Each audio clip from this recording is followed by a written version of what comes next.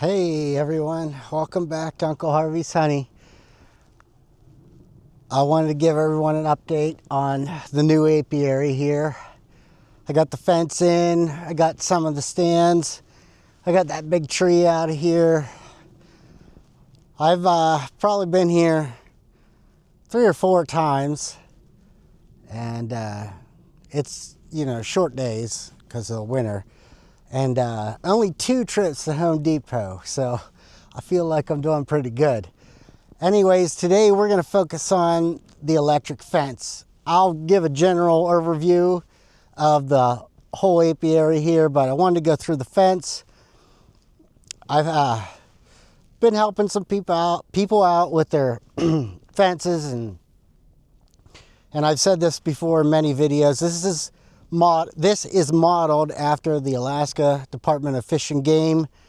When you're in the backcountry, we do have positive and negative wires running. One of the things that I wanted to focus on today is the setup that I have, and the most important thing is the ground. So let's take a deep dive in to this electric fence. And it's important, if you are going to have an apiary, especially if it's remote, that you protect from the bears. And I feel the best way to do it is an electric fence with using this design. All right, so we'll go ahead and we'll start with the most important thing here, which is the ground. One of the things that I wanted to stress is let me turn it off before I get too crazy here. The negative wire, or the ground, is hooked directly into the energizer right here. That's the ground. It comes out of the box, and this is all one wire. Try not to cut the wire. If you have to, go ahead, but try not to. It comes down, comes out, and we got 3 ground rods. One there. Now this is not cut. Goes over to there. That's 10 feet away, minimum 10 feet. And then there's another one over here. Now we're going to stick with the ground here. If you can see on my wiring here, this second wire up is ground. It's tied in directly to here. So what you can do is, if there's areas, if you were running a larger fence or something, say way over there, you weren't getting a good ground, you could put another ground rod in and just tap it in to that second wire up. So the rest are all positive, and I'll go ahead and, so we have a jumper here, and it has to be insulated, otherwise it'll spark out. And one of the most important things here is, so the positive wire comes out. This is the positive off of the fence energizer. Comes up into the switch, and then the switch comes down. This is also all one wire. And I feel it's important for your power to come from the top down. And that way, for instance, if you have all this snow and the bottom wire is grounded out by all the snow or whatever, then all the other lines are still fine. So this line comes off of the switch.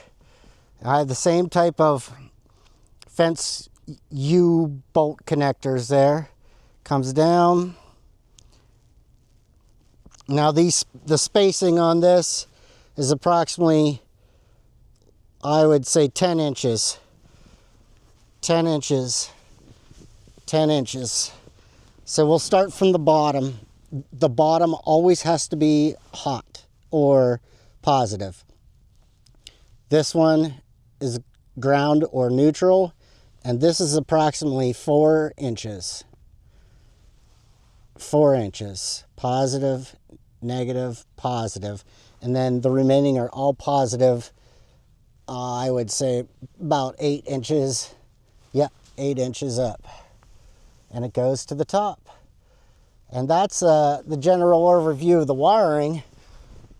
Got the solar panel, and we'll talk about the battery, charging the battery. So this solar panel comes in.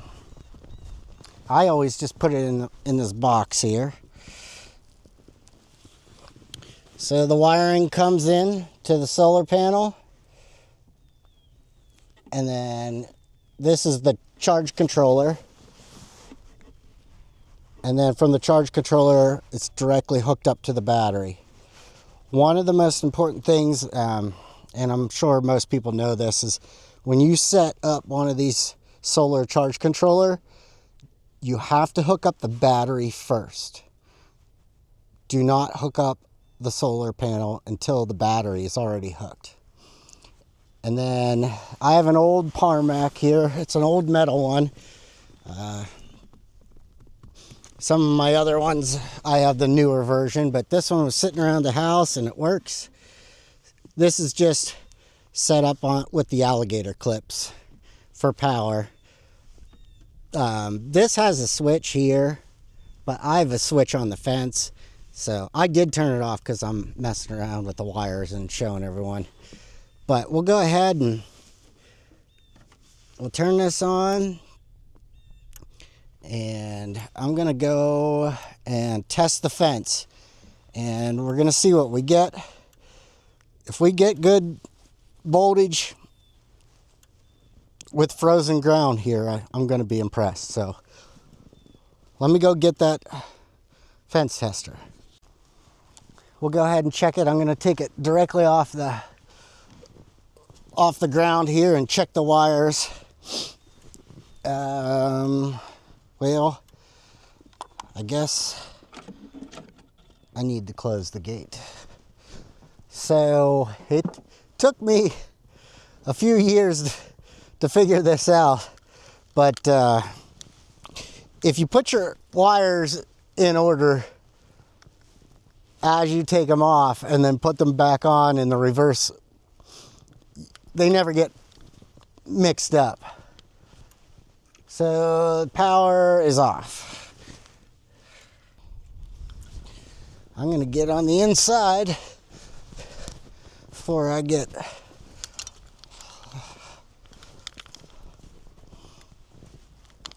Now what I did is I got a bunch of different of these handles, but I did mark the ground. I just had a spare yellow one just so it's a different color. And then the top wire is red. I don't know.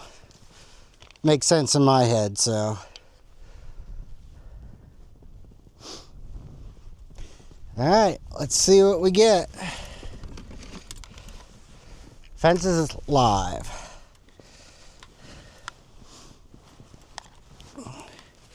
So I'll just touch the ground rod.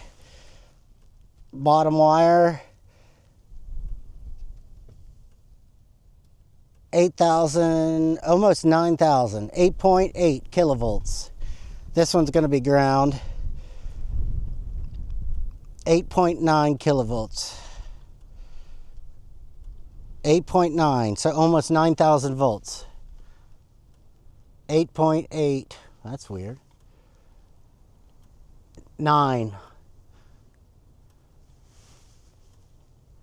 9,000 volts. So everything's good right here. Let's go ahead and check the furthest distance away from the Energizer. I'll go over here.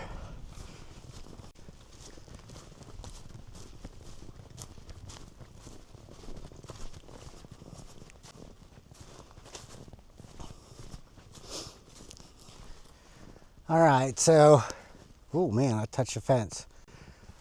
The furthest distance away here, let's see if I can find some ground. I guess I could touch the T-post, but let's go ahead and see what we get here. That's not totally frozen. 7.8, 7.9. This is going to be ground. 7.9, so almost 8,000 volts.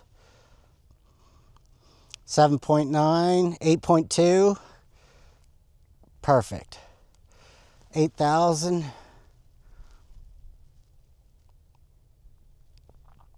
8,000.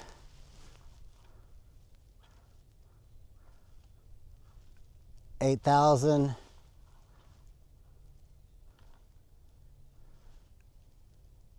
7.9, so 8,000. So I feel pretty comfortable.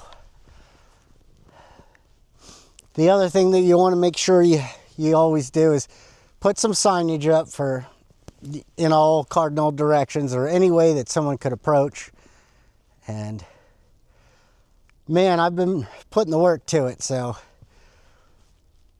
it's turning out good. I mean, from when I first got here to the way it looks now, it's getting there. Well, thanks for joining, and if you have any questions about an electric fence for bear deterrent or, you know, to protect your apiary, put them down in the comments. I'll do anything I can to help you out. I do have quite a bit of experience building these fences, so if you have any questions, I'd be more than happy. You know, if you need a close-up of some kind of wiring or anything, you just let me know. Well, I'm all finished up here for the day, and just wanted to starting to really snow pretty good. I got the yard pretty much done. I'm pretty happy with it. Just gonna have to bring some bees, have to do some splits, and I'm glad I put the time in now, get it done, even though it's winter. But I'll sure be happy in the spring when I come and I just have to load some bees in. There are some small odds and ends I still have to finish up, but overall, I got her done pretty well. I was working, tightening up all the bolts on the grounds and on the ground rods, and got the stands put in. That was pretty nice. And we're just finalizing it up here, put the tools away, and I'm gonna head down off this hill. Feel like we got a lot accomplished. You know, it did take, well, I don't know, about 4 visits and 2 or 3 trips to Home Depot, but we got her done. Fence is working, solar panels all hooked up.